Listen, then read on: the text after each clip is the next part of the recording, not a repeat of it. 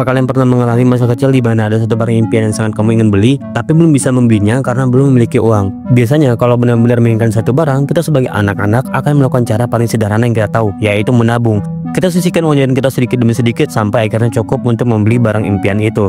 Namun pernahkah kamu mengalami kejadian di mana setelah mengumpulkan uang dengan susah payah, orang tua justru melarangmu membeli barang tersebut? Mereka bilang itu terlalu mahal atau hanya buang-buang uang saja. Rasanya pasti kecewa ya kan? Dimana kamu sudah berusaha keras untuk menabung untuk membeli barang tersebut, tetapi malah dilarang oleh orang yang seharusnya mendukungmu. Situasi seperti ini menimbulkan dilema, apakah kamu harus mendengarkan orang tua dan menuruti keinginan mereka, atau tetap pada pendirianmu tetapi dengan cara diam-diam agar tidak mendapatkan larangan. Yang berbahaya adalah ketika seseorang memilih cara kedua, membeli sesuatu tanpa sepengetahuan orang tua. Tanpa adanya bimbingan, seseorang lebih rentan terkena penipuan, membeli barang palsu, atau bahkan membuang uang untuk sesuatu yang ternyata tidak berguna. Seringkali kita melihat orang-orang yang tetap membeli barang mahal tanpa konsultasi dengan orang tuanya karena sudah tahu mereka akan melarang. Terutama jika harga barang itu mencapai jutaan rupiah, pasti sudah bisa dibayangkan bagaimana reaksi orang tuanya. Dan masalahnya ketika mereka tidak mendapatkan arahan, risiko mengalami kerugian semakin besar. Tanpa panduan orang yang tepat, anak bisa salah memilih atau bahkan mengalami penyesalan setelahnya. Hal seperti ini tidak hanya berlaku dalam membeli barang, tetapi juga dalam banyak aspek dalam kehidupan lainnya. Dan salah satu kesalahan yang sering dilakukan orang tua zaman sekarang adalah terlalu banyak komentar tanpa memberikan solusi yang jelas. Akibatnya anak-anak merasa kurang didukung dan akhirnya mencari solusi sendiri, yang terkadang berujung pada keputusan yang kurang matang.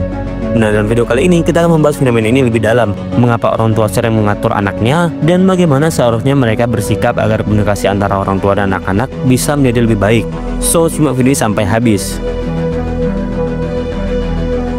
Biasanya kontradiksi orang tua dan anak terjadi karena kurangnya pemahaman satu sama lain. Orang tua memiliki insting protektif untuk melindungi anaknya dari segala hal-hal yang mereka anggap berbahaya. Mereka bertindak berdasarkan pengalaman hidup mereka sendiri yang terkadang tidak selalu relevan dengan kondisi zaman sekarang. Misalnya banyak orang tua yang ingin anaknya menjadi PNS karena mereka melihat profesi ini sebagai pekerjaan yang aman dan terjamin. Namun bagi anak-anak zaman sekarang, menjadi PNS bukanlah satu-satunya pilihan terbaik. Ada banyak profesi lain yang lebih fleksibel, menawarkan penghasilan lebih besar atau bahkan sesuai dengan minat mereka. Beberapa anak bahkan berpikir bahwa pekerjaan PNS di masa depan bisa tergantikan oleh teknologi. Masalahnya tidak semua orang tua mau mendiskusikan hal ini.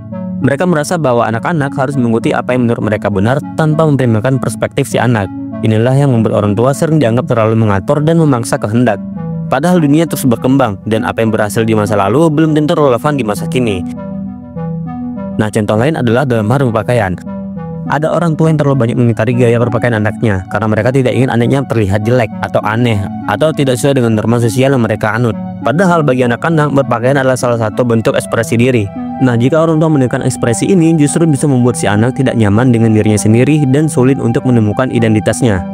Nah, inti dari masalah ini adalah sifat subjektif dari insting protektif orang tua. Dan apa yang menurut mereka baik, belum tentu benar-benar baik bagi anak-anak mereka. Inilah mengapa sering terjadi bentrokan antara kedua belah pihak. Anak merasa terkekang, sementara orang tua merasa bahwa anaknya tidak patuh dan tidak menghargai pengalaman mereka. Dan jika perbedaan sudut pandang ini tidak dikomunikasikan dengan baik, maka konflik akan semakin besar. Orang tua tidak memahami anaknya dan anak pun merasa enggan untuk berbicara atau terbuka dengan orang tua. Padahal jika diperhatikan lebih dalam, sebenarnya kedua belah pihak memiliki tujuan yang sama, memastikan anak bisa sukses dan bahagia di masa depan. Sayangnya, yang sering terjadi adalah kedua belah pihak hanya mempertahankan pendapatnya masing-masing tanpa mau mendengarkan. Ketika orang tua terlalu banyak berkomentari tanpa memberi solusi yang jelas, anak-anak justru semakin enggan untuk berbicara atau meminta pendapat mereka. Dan akibatnya anak-anak ini cenderung mencari solusi dari luar, entah itu teman sebaya atau orang lain atau bahkan dari media sosial. Dan ketika anak sudah terbiasa tidak terbuka dengan orang tuanya, mereka bisa saja mengambil keputusan yang salah atau gegabah, seperti membeli barang mahal tanpa riset, ikut imitasi bodong, atau bahkan terjerumus dalam penipuan. Banyak anak yang mengalami hal ini, tetapi ketika akhirnya mereka mengalami kerugian, orang tua justru hanya berkata, "Tuh kan, mama sudah bilang," tanpa menyadari bahwa pola komunikasi mereka sendiri yang membuat anak tidak mau terbuka sejak awal. Inilah pentingnya bagi orang tua untuk lebih mendengarkan anak mereka, bukan sekedar memberi larangan tanpa alasan yang jelas. Orang tua seharusnya menjadi pemberi nasihat yang membimbing anak-anaknya, bukan hanya mengontrol atau memaksa kehendak. Anak-anak sebenarnya tidak keberatan menerima nasihat, selama nasihat tersebut disampaikan dengan cara yang tepat dan penuh empati. Dan menurut teori kemandirian Erik Erikson, anak-anak perlu diberi kesempatan untuk mengeksplorasi dunia mereka sendiri agar bisa membangun rasa percaya diri dan kemandirian. Nah, dalam tahap perkembangan psikologi sosial kedua yang disebut dengan autonomy versus shame and the bot, anak-anak berusia 1-3 tahun mulai mengembangkan kementerian mereka dengan melakukan berbagai aktivitas sendiri, seperti memilih pakaian atau mainan mereka sendiri. Dukungan orang tua sangat penting dalam tahap ini agar anak bisa membangun rasa percaya diri. Sebaliknya, jika orang tua terlalu mengontrol atau tidak memberi kesempatan bagi anak untuk mencoba hal baru, anak bisa kehilangan rasa percaya diri atau selalu merasa ragu terhadap kemampuannya sendiri, dan hal ini bisa berdampak panjang hingga mereka dewasa. Jadi, orang tua harus memahami bahwa anak-anak membutuhkan momen untuk menentukan sendiri apa yang ingin mereka lakukan.